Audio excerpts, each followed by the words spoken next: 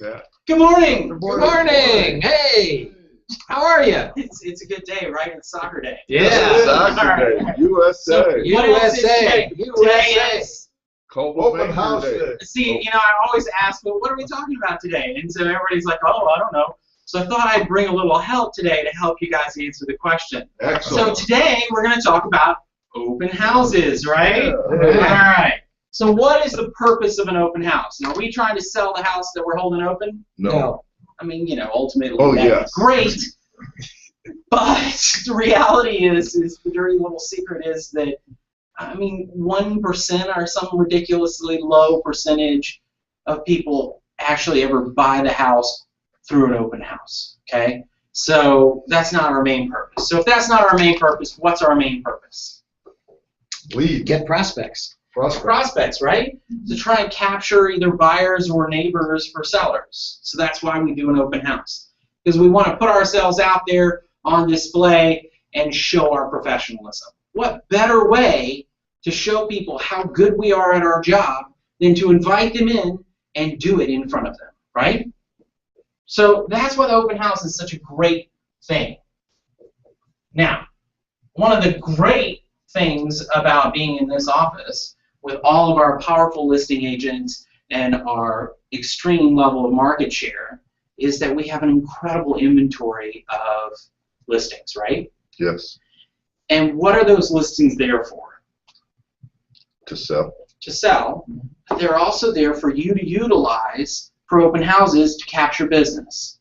Because if a typical power listing agent has 10 or 15 or 20 listings, are they going to hold them all open? Even once?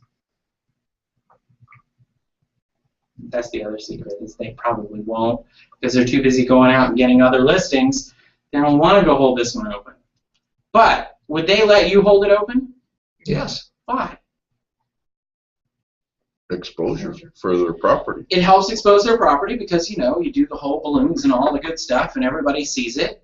And just in case they missed it, they now see it. What else? What's the seller think when an agent has somebody hold their listing open? What does the seller think? They're working. Obviously marketing. Hey, you're working for me, you're trying to sell my house.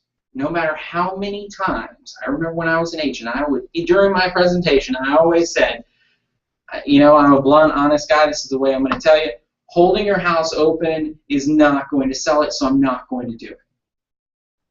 And no matter how many times you say that to a seller and you say, truth is, less than 1% or whatever, actually ever sell a house through an open house. Everything else we're going to do is so much more effective.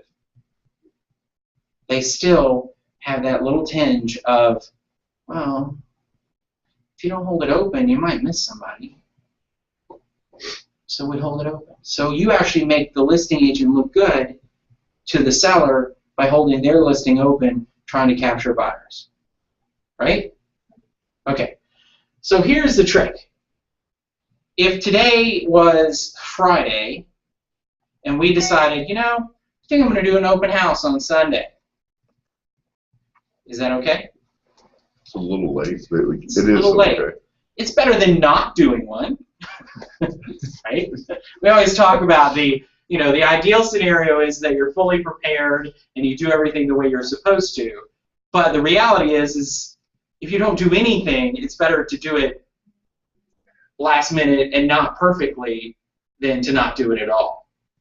So what's the ideal time frame to decide when we're going to do an open house? So like today, we're coming up on 4th of July weekend. Are we going to do an open house this weekend? No. No way. Everybody's at the beach or at the lake or at the park or barbecuing or parading or doing whatever, right? They're not coming to an open house. Unless you're the only one. Maybe they will. I don't know. Typically, you don't. Okay? But we'll talk a little bit about that otherwise. So if today's Tuesday before 4th of July weekend, next weekend we could do an open house, right? Yep. When should we start planning for that open house? Today. Today, tomorrow? Sooner the better, right? So at minimum, you want to be 1 to 2 weeks out planning. Now here's the fun part. You got to figure out where you're going to go and which ones are your main targets, and then start planning, trying to get, the okay that I can go, trying to move forward with what we're going to do. We're going to talk about all the things we have to do to plan, but we got to go through the process of what it takes to get us going, get us doing an open house. Okay? So what's the first thing you have to do when you decide you're going to do an open house? Ask the agent. You got to find a property, right? Find a property and get permission.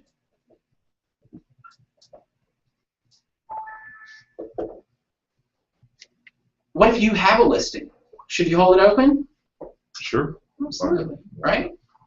Unless you're that agent that has 15 or 20 of them and, you have other stuff going on. But if you need more business, this is a way to do it. So how do we find the property? Let's talk about that for a second. We have inventory all over the metro because of where we are and what we do. So talk to me about how we're going to find the property. Should we just go up to an agent and say, I know you got a bunch of listings. Are there any of them that you can I could hold open? You could do that, or go to, sure, or your farming area. Find open houses that in your farming area. You want to, preferably, you'd like to hold open something in an area that you'd like to work. I mean, if you don't work in East, wherever, then you shouldn't hold an open house in East wherever, unless you're brand new, in which case you're going to do it anywhere you can because you need clients and you need business, right? And so you want to go for that low-hanging fruit.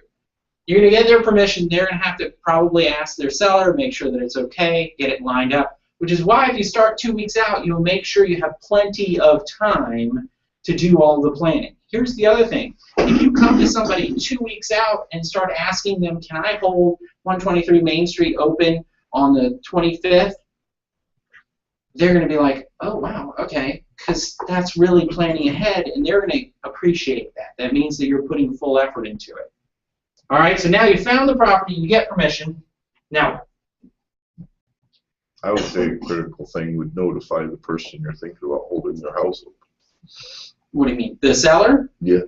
Well, you might, depends on the interaction with the agent, okay? Well, I mean, Depends on the listing yeah. agent. Depends on you want to talk to them.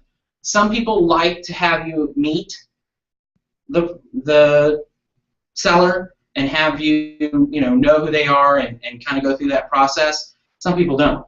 Some people are like, that's my client. They won't be there during your open house, so you just do your thing.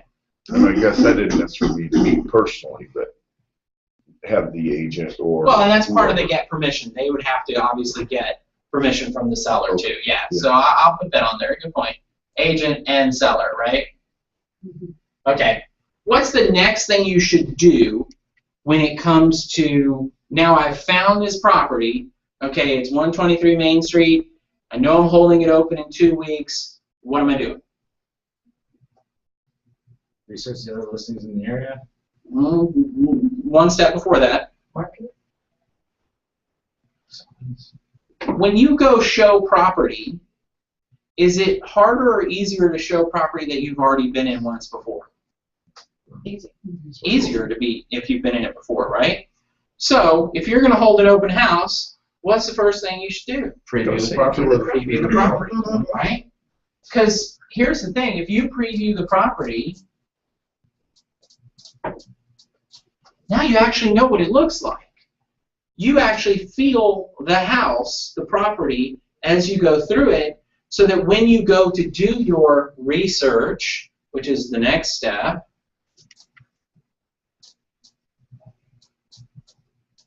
and I'm going to say research options, up and down in price. Because you want to research the options that are similar, but then you want to research the options that are a little bit more expensive and a little less expensive. Because most of the time when somebody comes to an open house, the main reason they don't buy it is because it's not the price they thought it was. Okay? And so they can't afford or they can afford more and they want more to it. And so now you got to have options for them. If somebody comes to your open house and the open house that you're in is on a slab, and they say, oh, yeah, I was really looking for a basement. If you can say, well, you know, we've got a house similar to this around the corner that has a basement. It's about $15,000 more. Would you be interested in going to see that this afternoon? Oh, yeah, that'd be great. How'd that work? Perfect. Right? But if I just say to them, oh, well, you're looking for a house with a basement? All right, well, I'll tell you what, I'll go do some research and I'll find it and I'll get back to you. Would that be okay? Yeah, great. Good luck ever seeing them again. The more prepared you are, the more successful you'll be in capturing clients in this situation. Because these are people that are taking their time to go out and look at a house. They are somewhere in the buying process. Okay, they may be early on in the buying process and just kind of looking around. They may be just trying to get ideas for their own house. You know, a lot of people do that. But is that somebody that you don't want to talk to? No. You want to talk to everybody, right? Remember, our business is about building a database of people that consider you an expert in real estate. So if you find out that somebody came in because they were interested in seeing how this backyard was done because they felt like it might be similar to theirs, what do you say?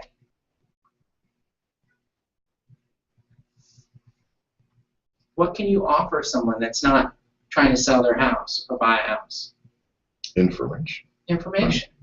You say, well, hey, I'd love to come by and see your house and talk to you about, just from my, you know, I see tons of houses every day. I'd be happy to come by and look at yours and what you're talking about doing and seeing if it makes sense from a value proposition, you know, and talk to you about if I think it would add value to your property. Is that something you might be interested in? Well, sure. Because it's not going to cost them anything, right? All right. So you research your options so you know what's up and down. What else? I usually mail flyers out to the neighborhood a week in advance to let them know, give them the heads up. Actually, yeah. Let's call them invitations. Invitations to the open house, so they can make time in their schedule to make the open house. Now, here's the trick. Invitations to the neighbors, there's two ways to handle this. If this property has not been opened before, in other words, it's just listed, it's never been held open, we have the opportunity to do an exclusive preview for neighbors. So say our open house is from 2 to 4. We would mail invitations to the neighbors that say, I'm going to be holding the house at 123 Main Street open from 2 to 4 on Sunday. You're welcome to come and join us. Please join us for a special invitation-only neighbor viewing from 1 to 2. Bring your card to get access. I like that. And what's that do?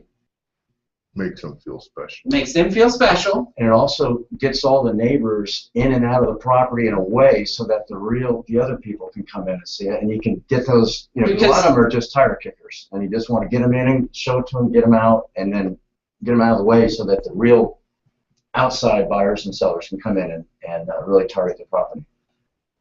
But here's the thing. Your pitch to neighbors is very different than your pitch to a potential buyer, right? Right. So if you could separate those two groups, you can be much more effective in your presentations. Okay?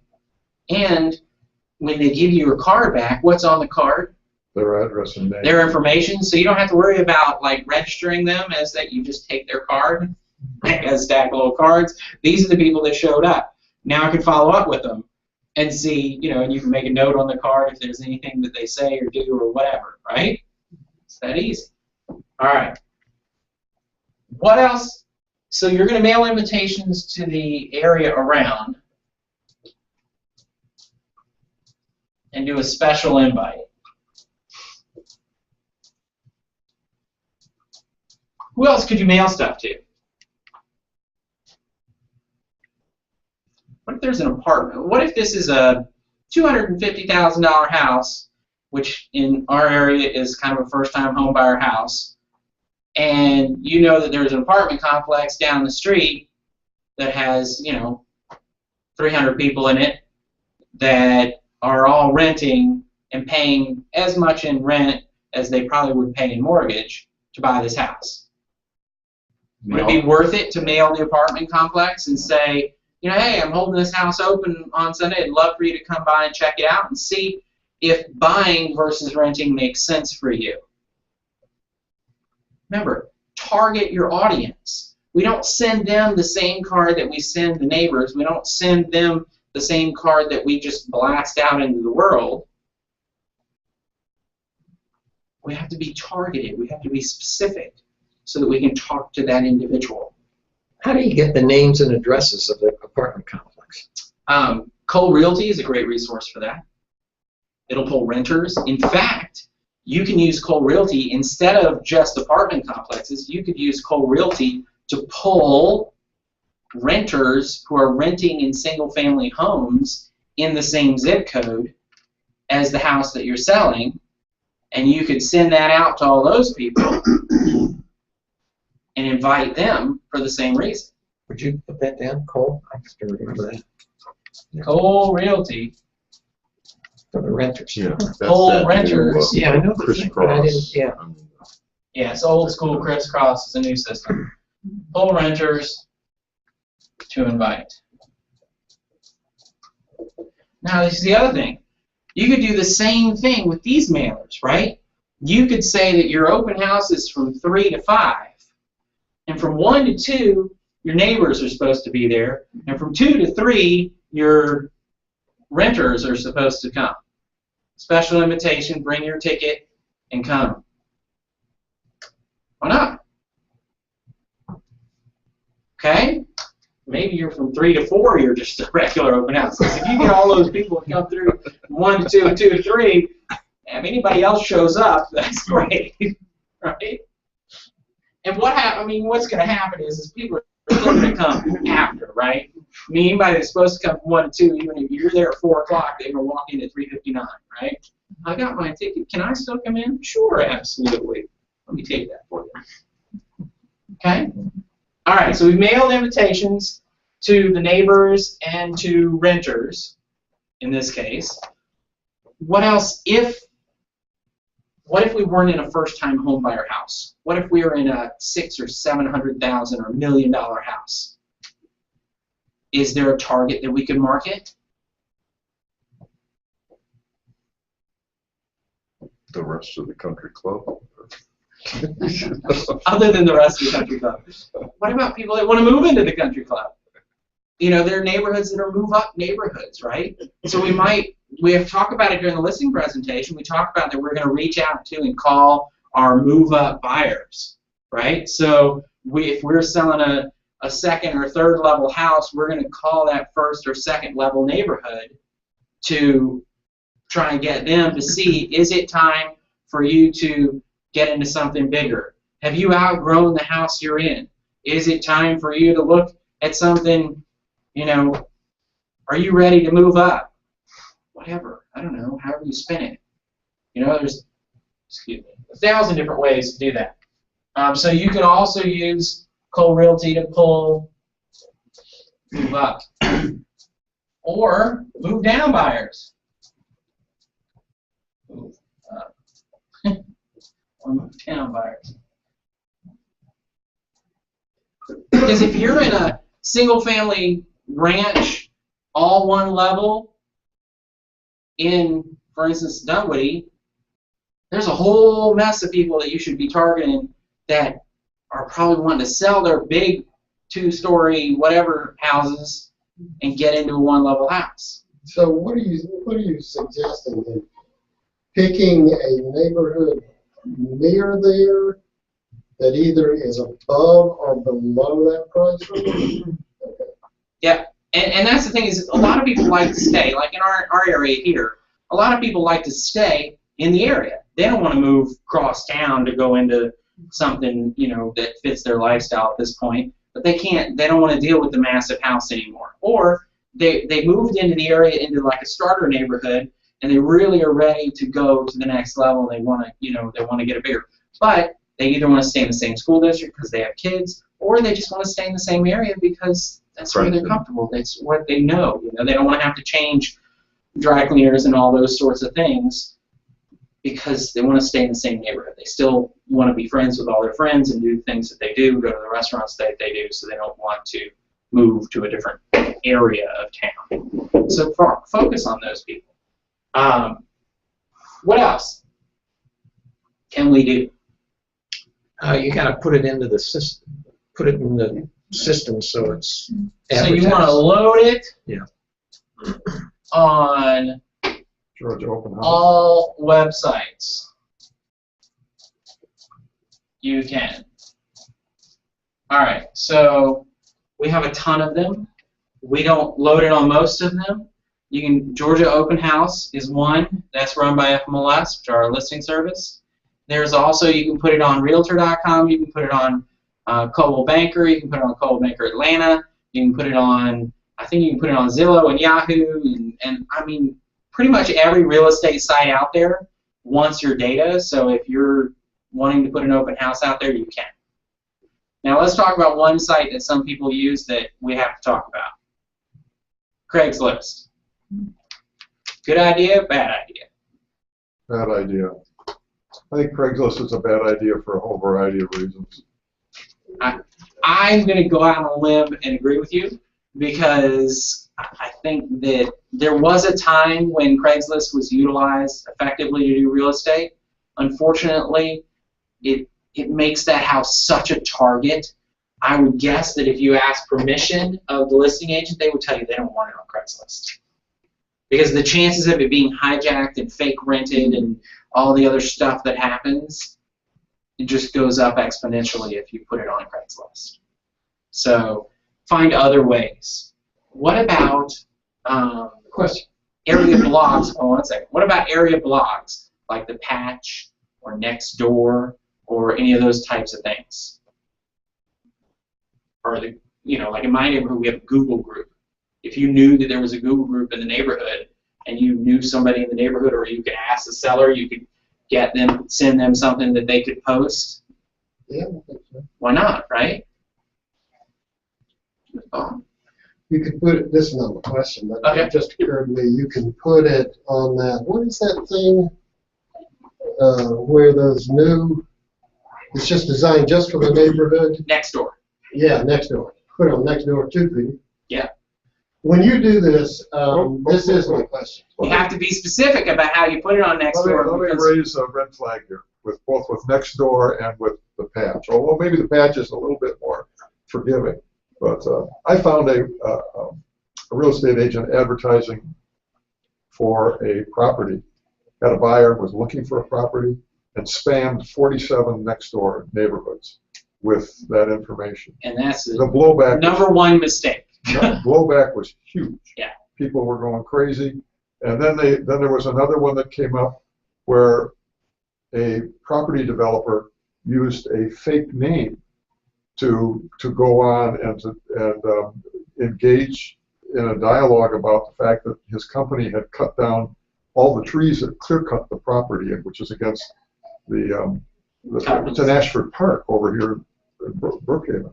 And they had clear-cut the property to prepare for the house, which is a violation of the CAB and Brookhaven ordinances about tree trimming. And then the guy lied about who he was on there.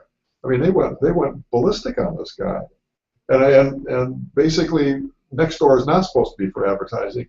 And even if you focal point it just near that house, if you can find the one that's around that house, you may alienate all the neighbors by doing something like that. Any of those things, it's kind of like any other social media aspect. If you go onto Facebook, because we haven't talked about that yet, right? If you go onto Facebook and you say, hey, here's my open house for Sunday, and you do that every week, what are your followers or people you're friends with going to say? Block, ignore, don't show that again, tired of seeing that. Unless they're interested in real estate, in which case that'll be fine. So there's different ways. You just have to make sure whatever the site is that you use, you have to make sure that you do it in compliance with, one, their rules, if they have any, and two, in a way that's going to actually draw people in. So I saw something the other day that somebody had posted a picture to Facebook, and they had posted a picture of a listing, and they said, you know, okay, the first person to get the price, guess the price closest on this property, will get a $25 gift card to whatever. They had thousands of responses. Generated all kinds of activity for this listing. So you got to be creative sometimes. And then did Facebook kick them off the system? No, because it was just, you know, a picture of a thing. And you could just say, you know, hey, I'm going to check out this cool house. Just post a picture. You know, you would not believe the wine cellar in this house. Great opportunity to come see it 2 to 4 on Sunday. You know, I mean, you just can't. Now, you can't be the walking into the cocktail party or into the bar going, look, I got an open house. Anybody want to come? You know, I'm going to have an open house, right? Because everybody's going to be like, get out of here. The same thing happens online. You can't be in their face with it, but you can tell them about it, which speaks to the point. If you happen to go to an event or something, you could pass out flyers or postcards for the open house, right? All right. When you say load on all the websites you can, do we do this? Yes, mostly. Deborah at the front will load it onto Georgia MLS.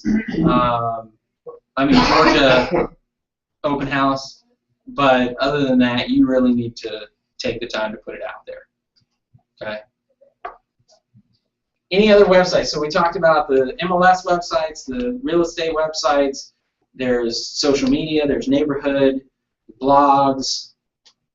Anything else you might post it on? We missed one really fun, kind of different one.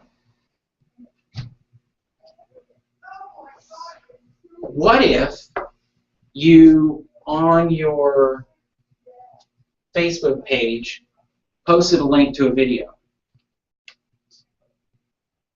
And the video was you standing in front of the house going, come check out this open house on this Sunday, the 15th at 2 o'clock. I'm going to be here and I got cookies. Whatever. Something to be different, right? Something to stand out. Less than 30-second video, 15-second video. You can then boost that post to that zip code. You can do all kinds of stuff once it's in video format, right?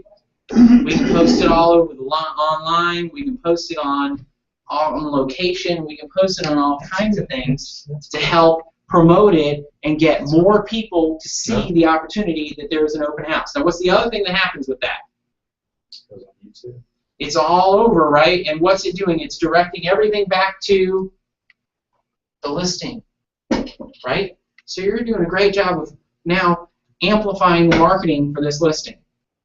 Now, if you're the kind of agent that when you hold somebody else's listing open, you amplify the exposure to their listing in a way that nobody else does, do you think you're going to have trouble getting people to let you hold open houses? Probably not. But it's going to boost two things, right? It's going to boost their stuff, and it's going to boost you. Because, of course, you should be tagging yourself in all these videos, too, so that you come up over and over again. Okay, what do you mean by tagging yourself? I see that all the time. In YouTube, Yeah, okay, when you put up a video, there's a section where you can put search keywords, okay. tags. And so that allows you to put in things like the address, the city, real estate, listing, for sale, Coldwell Banker, Dunwoody, Raleigh Lee, whatever. I thought you were talking about Facebook. Not on Facebook. No, in the video itself.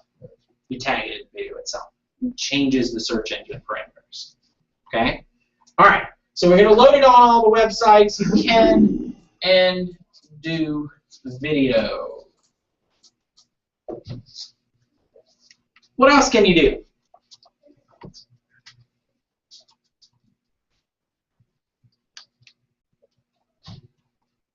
We've done passive mailing.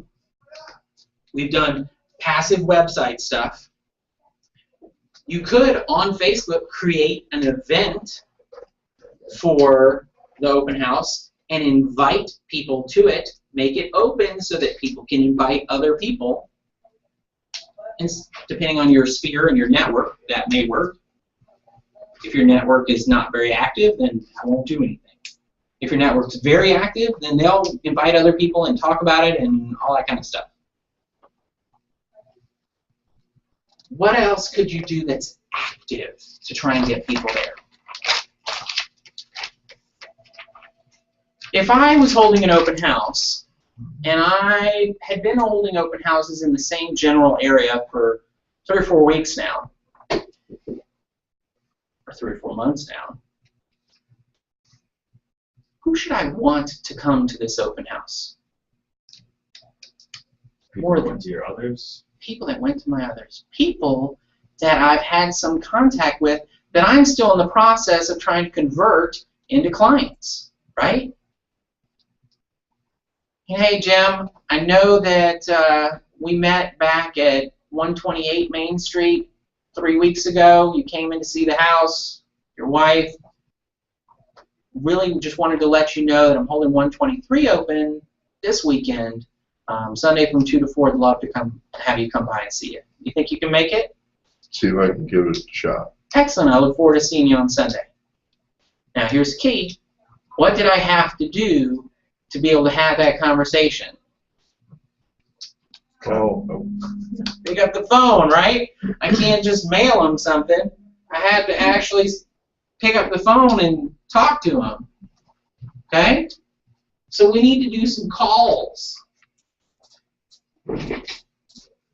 Now, we can call the neighborhood and follow up our invitations and say, you know, I just wanted to make sure that you got the invitation to this weekend's event at your neighbor's house. I know it's, you know, just gone on the market, and I thought you might want to take an opportunity to come in and see it. Great opportunity to have a conversation, right? You can call your people that you send invites to that are renters. You could say, you know, if you have a bunch of people that are coming that are renters, you might want to have our mortgage guy on site, or at least on call, right? And then you could say to people, you know, we're going to have Coldwell Banker Home Loans. They're going to be able to help you run the numbers to see if it makes more sense for you to be buying something instead of throwing money away renting. So that's an opportunity. Be creative. Offer more than what everybody else offers. Okay? Now, we've pretty much invited the world at this point, right?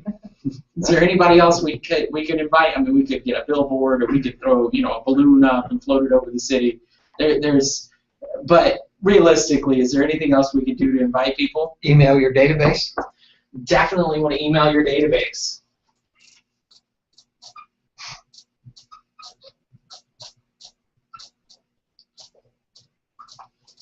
That's a good one.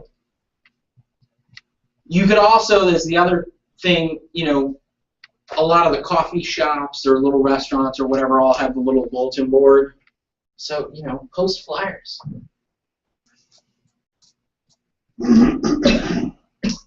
If you're dry cleaners, you know, if you use the same dry cleaner, for the last 10 years and you know them personally, you know, you come in and they say, hey, Brett, how's it going? You say, well, you know, I got a favor to ask of you. I'm holding an open house this Sunday. Would you do me a favor and put this flyer in the window just so that people come through, they could see it? Do you speak Korean? Sometimes. So, you know, you've got to ask, or you can't get it, right? They might say no. They might not. Okay? With the dry cleaner up here on Jet Ferry, they have a little video screen that as you pull through the drive-thru, it's blinking all kinds of stuff. They might put it up there if you ask nice. Or hey, it depends, you know? And so you got to decide. All right, so now we're into the week of the open house at this point because we've done all this stuff prior to that, right?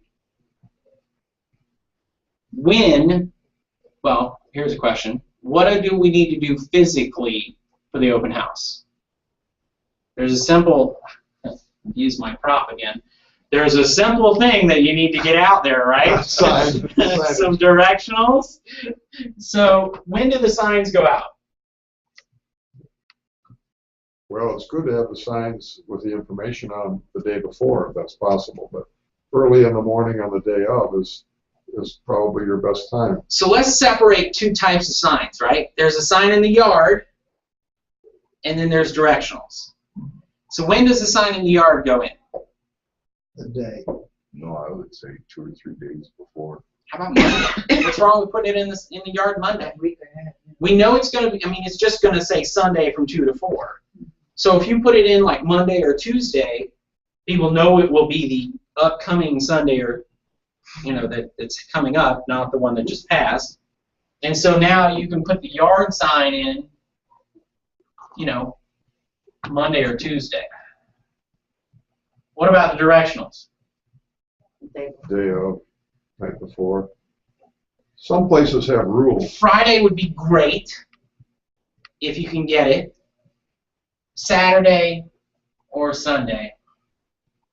And that's, of course, assuming that you're doing the open house on Sunday. What's wrong with doing an open house on Saturday? Nothing. Depends on where you are. Right? You mix it up. Try them different days. I've seen people do open houses in the middle of the week. Have you seen them do it in the evening? Mm-hmm. Middle of the week evening? Yeah. You know, it's just a different opportunity. Especially if you're the listing agent and you want to have a special neighbor preview party, do it on like Thursday evening from 6 to 7. Have you ever had a situation where the seller doesn't want the neighbors coming in and seeing their house? We have, and we've had situations where the seller doesn't want a general open house at all, which is fine. You know, I mean, you just have to find a different listing to do. Not wanting the neighbors is usually specific to some kind of issue going on. And so, you know, then yes, so that's definitely. And the other thing I would say is when you get permission from the agent, you need to have your plan all lined out. If this is what I'm going to do, is this okay with you? Because you need their permission and the seller's permission to do all this stuff. Otherwise, you know, you piss somebody off, you'll never do an open house for them again, right? There goes all your The business. same thing with the owner, right? Yeah, no, you definitely want to get there. You want them to know. Because if it's a great thing, the listing agent's going to go, here, check out what I'm going to have done for you. This is all good stuff. And they're going to pass it along. And that's a good thing. Okay? It makes them look good, which is part of what we do for each other. Okay? All right. So we put the directionals out. Now, here's some issues with directionals. Let's talk about these. One of my friends called me the other day, and they said, can you come tell me whether this directional can get pulled or not? What? They just moved into a house. They happened to be on a corner, like a 90-degree turn. And one of our neighborhood realtors had put a sign right in front of their house for an open house directional pointing it up the street. They were pissed. Because here it is, right next to their driveway. I mean, it's right in front of their house. It's just blatantly almost in their yard without saying it correctly. It really was in their yard. What was interesting is that the conversation was, you know, they didn't even bother to knock, leave a note, ask permission, nothing.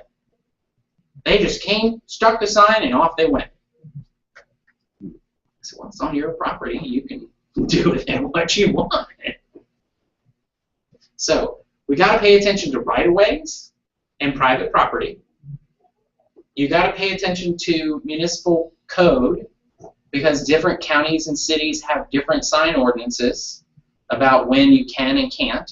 The other thing that was really funny about this is she took the time to call the office of this brokerage, and the person who answered the phone said, well, the county gave us permission for the weekend.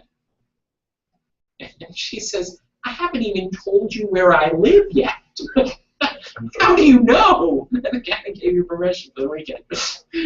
And so, I said, well, that's, one of those objection handling scripts. He just fired it off a little early. That's all, Again, if you know, for instance, you work an area and you know that every time you list a property in this neighborhood, you're probably going to need to put a sign in front of this person's house, what should you do? Ask permission. No. Go talk to them, right? And say, you happen to have a house that is at an ideal location for a directional sign. Would you mind if I will not disturb any of your landscaping, be, very cognizant of not messing anything up, put the sign out on Friday, take it up on Sunday as soon as it's done, make sure there's no mess. Would that be okay with you? Most people will say, oh yeah, that's okay. Some people won't, but most people will say that's okay. The other thing is that in certain municipalities, your sign ordinance, really applies to the right-of-way. And so you can actually get permission from a corner lot, for instance, to say, would you mind if I put a directional sign in your property instead of at the corner next to the stop sign? Because I'd like it to be up a little longer, and the county won't let me put it out there, the stop sign. On Wednesday they'll pull it. And they may say, okay. Never hurts to ask, right? Because now you got one more person you have a conversation with. Now what do they think about you compared to all the other yahoos that just come and stick a sign and run off? You're the professional, right? Feel free to call me anytime with any questions about real estate. I'm happy to answer. More people you talk to, more business you get, right? All right, so put the directionals out. Now, here's the other thing. Directionals are pretty boring. How do we make them less boring? Tie balloons to them. Balloons, right? We want them to float away. Pinwheels. Pinwheels. Pinwheels. Balloons. Whatever, right? Now the fun part is, I know agents that we do the whole helium balloons and latex balloons or whatever they are here, right? Blue and white and logoed and whatever. But I know a lot of agents that get like one of those Mylar big silver stars or something, and they'll blow it up, and then at the end of the weekend they stick a straw in it, deflate it, and they use it the next week and they blow it back up, and or they'll leave it blown up and just, top it off every weekend to make sure that it's full, because it gets more attention, right? And so on the one that you need the most attention from, that's the one you use that and 2 or 3 other balloons to, kind of fill it in. So you want to put balloons out as early as possible that they're not going to fall apart. So what if you put balloons out on Friday and the open house is on Sunday? What are they going to look like? Well, latex won't last that long. Latex won't last that long, even with the juice. 6 or 7 hours. They're not going to make it. So, but a Mylar might. Mylar is around for a long time. Unless, of course, you're in a walking area. Vandals. Neighborhood kid walks by. Ooh, balloon. So, you got to play it by ear depending on where you are and what you're doing.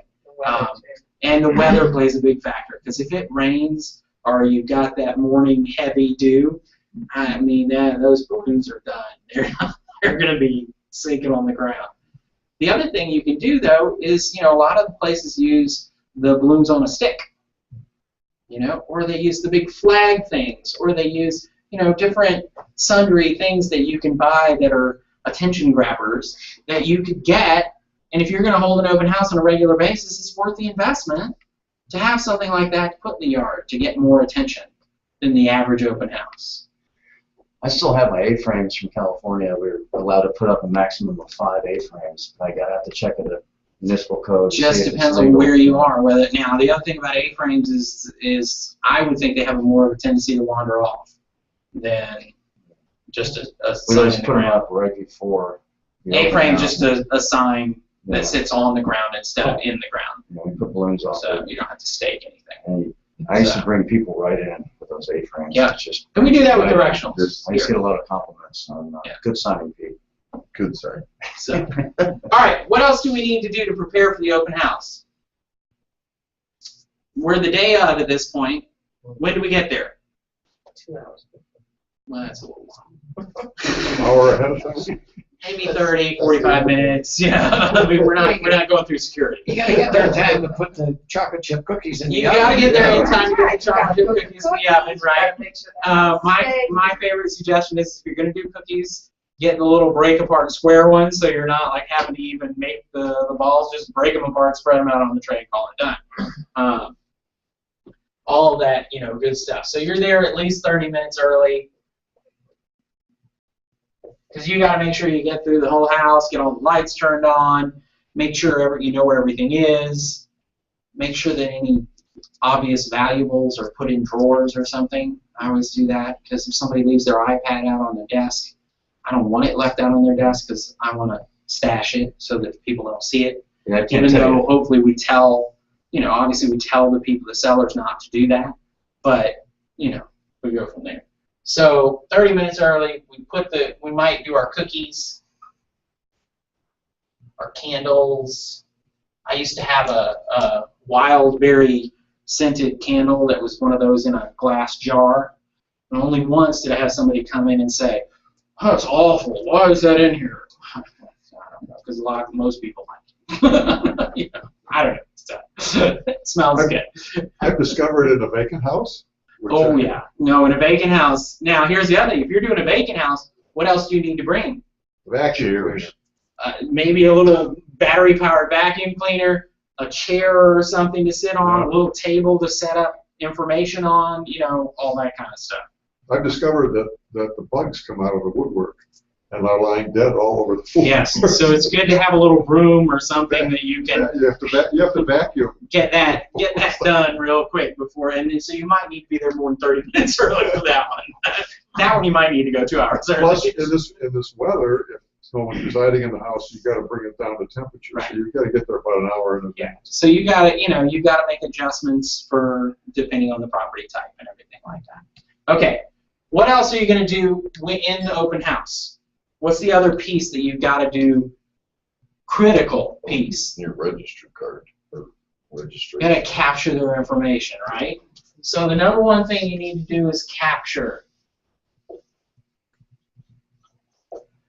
Now, the first thing you always ask people is, are you working with an agent, right? No. No. Who are you? When do you want to move? Right. Have a conversation. They came to you, right? Now, at some point, before you start working with them, you need to, of course, always ask the question, are you working with an agent? But if the first thing you do when everybody comes in the door to say, are you working with an agent? Are you working with an agent? Are you working with an agent? What's the answer? Yes, yes, yes, yes, yes, yes, even if they're not, right? So try to have a little conversation first. I mean, it's like going into a restaurant and, a cocktail party or something and saying, does anybody want to buy a house? No. Back off a little bit. Let's just rein it in a little bit and kind of be normal before we start asking questions like that. All right? Because you're not trying to sell them anything. The key is if you try to sell them something as they walk through the door, they're done. Right? You need to capture their information, and there's a couple different ways to do that. You can have a registration form. You can have a survey about the house. You can have you hold the registration form and fill stuff out. If you're fancy, you can have a tablet with some kind of digital way that people sign in, or a laptop there where people fill out their information. People love to do stuff like that. They think it's cool. The key is making sure that, one, you'll be able to read whatever they've done. So a lot of times letting them write stuff is not necessarily helpful. But you want some way to capture their information. Okay? How many people do you let in the house at a time? As many as will be there. I mean, if 10 people come all at the same time, are you going to let them all just wander around the house? No. It's vacant, maybe. How do you stop that? Yeah. You would tell me How do you stop that? That's a good question. I had that experience 2 weeks ago. I had 4 families. They were all over the place. And they were all so, there. They all came at once, like in a caravan. And they came. so if, for instance, you have 4 cars pull up all at the same time, and they all come walking in, and they're talking to each other like they know each other, I can tell you that's a setup. They're there to get the drugs out of the cabinet. They're there to look for valuables. They're there to do whatever they need to do to get whatever they can get out of this house. They're there to case it, whatever. The reality is it's your job to protect that property. So you shouldn't be letting people wander around the house by themselves. If it's occupied and has stuff in it, it's vacant, it's not that big a deal, right? Although I've heard stories of people, somebody goes upstairs and it's been like 20, 30 minutes and they think, what's going on? They go upstairs and they hear the water running. The guy's taking a shower in the shower.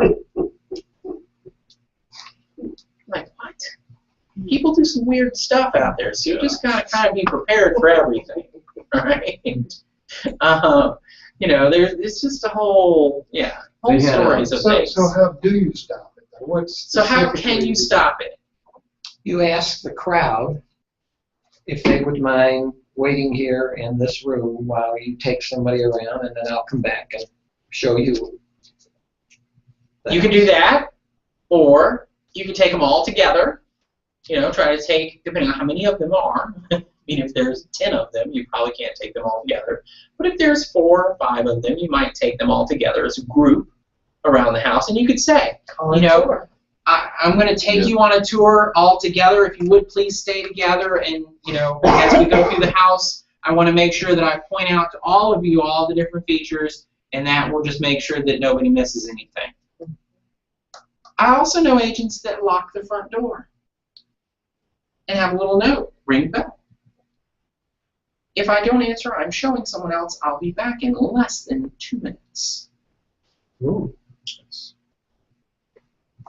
What about having And I only let one person in the house at a time, or one group, a manageable group at a time.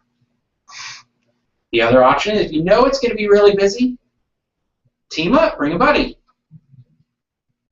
Right? And maybe you have the buddy do the staging area, or maybe you and the buddy trade off and do tours as people come through. Depends on how big the house is, where it is, all that kind of stuff. The reality is that you've got to take the time to plan ahead for that. Because if you don't know what you're going to do if a busload of 15 people show up, Church group. what are you going to do? You're going to freak out, right? You're going to run, lock the door, turn off the lights, and hide. Well, we don't want you to do that. We want you to be more successful than that. So plan ahead. And that's the thing, is here's the key. If you write out your plan, this is what I'm going to do for an open house. This is how I do open houses. And you can present that to a listing agent in great detail. This is how I handle multiple people in the house at a time. This is how I handle protecting an occupied property that has stuff in it. That's part of the process, right? And so that's part of what you want to do to show your professionalism. Now here's the other reality. If you do a listing presentation and you say to them, here's the trick. The truth is that open houses don't sell your house. Do they still want you to do an open house? Yep. Absolutely. Just 99% of people still do. Say, but I'm going to hold an open house, and this is how I do it. Is there any other listing agent going to have given them that detailed document of what they do to prepare for an open house? No. No way. And maybe as a listing agent, you do the first open house so that you can invite the neighbors to their special thing, and you're not really targeting home buyers, you're really targeting other home sellers because you're a listing agent. That's what you want to do. So don't just totally blow it off. It's an opportunity to meet the neighbors. Maybe you have an invite-only special party, period. You don't have a general open house. But lay it out. Utilize this. This is a chance for clients, prospects, to see you in action as a professional.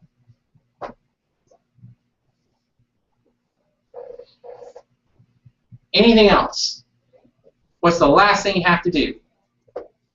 the signs. Follow up. Oh, Clean up. and also follow up. All right, so the second to last thing you got to do is clean up.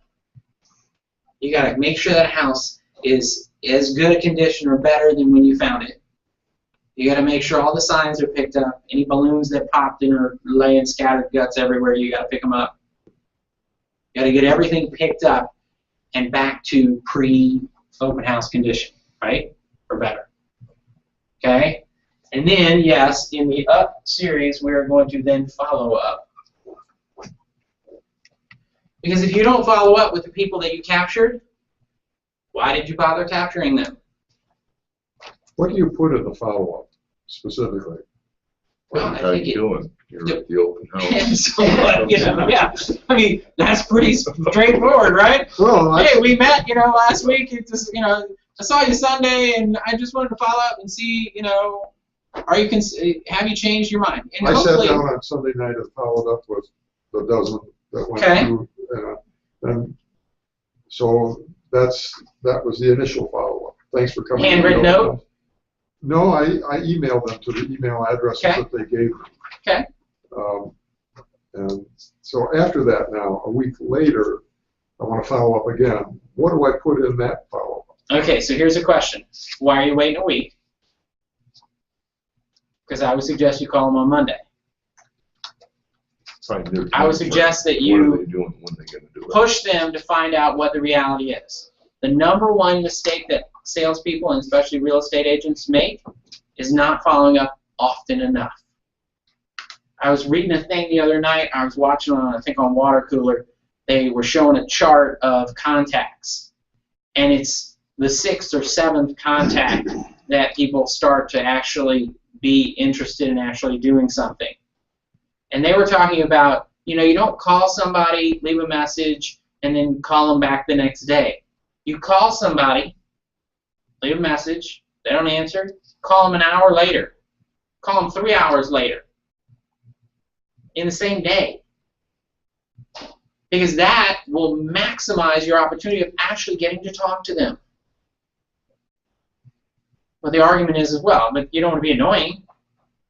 Yes, you do. Well, okay, I'm glad you said it and I didn't. Because to some extent you do. Because you want to be there when they make their decision to move forward, right? And if you wait, you reduce your chances of being there. This is the auto email thing, that system that we use goes out every 2 weeks. And I can't tell you how many agents say, oh, that's too much. Oh my God, that's not too much. One auto email system. Home actions. Oh, yeah. 2 weeks. And it's because we know that we need to be in front of them all the time.